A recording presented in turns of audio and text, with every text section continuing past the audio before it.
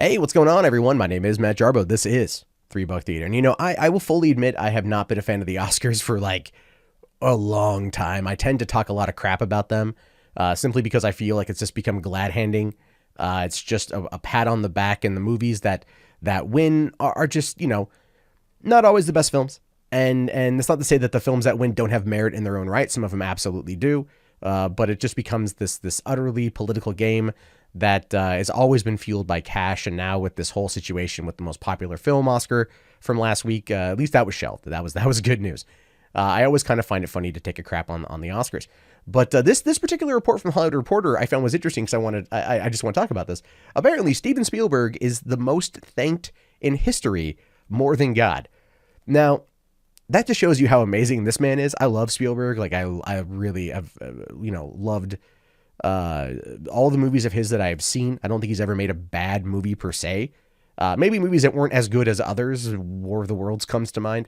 And I only say that because I think he rushed through filming on that movie to go shoot Munich, which was a far greater film. Because it was more personal to him. I think he did it because he was contractually obligated to go and make War of the Worlds, and then he just rushed through it to go and do Munich. Ready Player One is probably my favorite film of the year so far. And, that was because Spielberg magic was involved in that thing. And I love this guy. And I would, if I went to the Oscars, if I ever won an Oscar, which will never happen, I'd be up there going like, I want to thank Steven Spielberg more times than anyone here could thank God, because I would do that. Anyway, it says here, also mentioned, more than God in acceptance speeches are Harvey Weinstein, James Cameron, George Lucas, and Peter Jackson. Harvey Weinstein makes sense, dude. Harvey Weinstein made some serious sense. But it says here the director has been thanked 42 times out of all 1,396 acceptance speeches currently archived online by the Academy. The top 10 entities mentioned by winners on the podiums are Spielberg, 42, Harvey Weinstein, 34, James Cameron, 28, George Lucas, 23, Peter Jackson, 22, God, 19, which makes sense. It's Hollywood. It's Hollywood. The thing. Fran Walsh, 18 times. Pair that with Peter Jackson, essentially. Sheila Nevins, Francis Ford Coppola, Barry Osborne, and Martin Scorcese, and Sal Zenitz. Those are the final two. And then additionally, the Academy has been thanked in 43% of all speeches, and parents are thanked in 28% of all speeches. Now, see, here's the thing: is when you win, if you win, you go up there, right? You get like what, a minute, 2 minutes, not even 2 minutes to put out a speech. So you're just kind of like rattling off names, you're just rattling off things. But why Spielberg? Like Weinstein, I get. Weinstein, I understand, producer, right? Powerful producer, at least was. So people out there, and Weinstein always went for that Oscar gold, always went for it, always went for the awards, paid the money to get the advertisements out there, was always picking flicks that were going to do that kind of award recognition. And that's what got him powerful in Hollywood, was because he was able to figure those things out and do well. Of course, then we saw power, absolute power corrupts absolutely sort of thing. So there's that.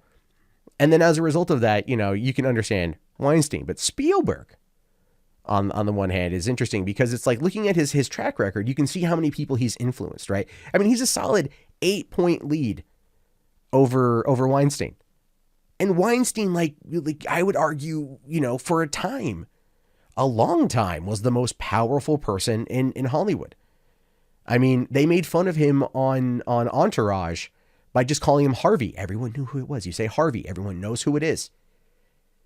And so this to sit there and have Spielberg thanked 42 times shows you that this filmmaker, in the 40 years he's been around, has done so many wonderful, amazing things, has been able to create such a legacy for himself, such a style of filmmaking, such a love of the craft, a love of the art, a pure joy for telling a cinematic experience, for crafting the stuff dreams are made of, for almost in many cases, for those of us who grew up in the 80s and 90s, at least, defining our childhood. So you can understand how those of us who are now coming into it, those of us that are, I can't say us like I'm colloquially involved in this shit, but those who have grown up with him would thank him because he influenced everybody. You go and you watch E.T. and you see the story of an alien just trying to get home and his relationship with a young boy. You watch Jaws and you're scared to go into the ocean.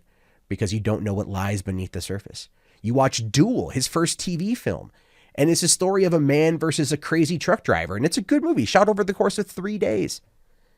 You know, you go and you watch Back to the Future, which he produced, Goonies, which he produced. I mean, he was a producer as much as a director, but he still crafted many of these things. His touch is always magical, and his touch is always amazing. And that's the thing is Indiana Jones.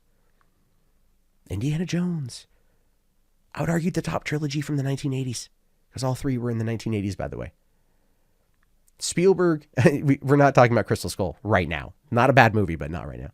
Spielberg is fantastic. Now, Cameron, same thing. Cameron makes sense. Alien, or Aliens, Terminator, Piranha 2, even. The Abyss, True Lies, Titanic.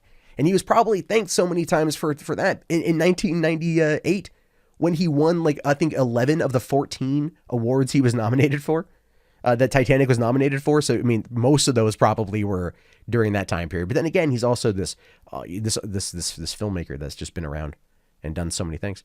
Lucas, same thing, just with Star Wars and the Lucas, Lucasfilm and ILM and everything else, Skywalker Sound, and all those things that he's been able to bring to the table, right, in terms of creative and visual and audio, and just that vision that him and Spielberg brought. They've done more for filmmaking and storytelling than I think any other duo in modern history, in my opinion. Peter Jackson, Lord of the Rings. I mean, those are great. Fran Walsh, she's with Peter Jackson a lot. So I think if you add those two together, it still doesn't compare to Spielberg.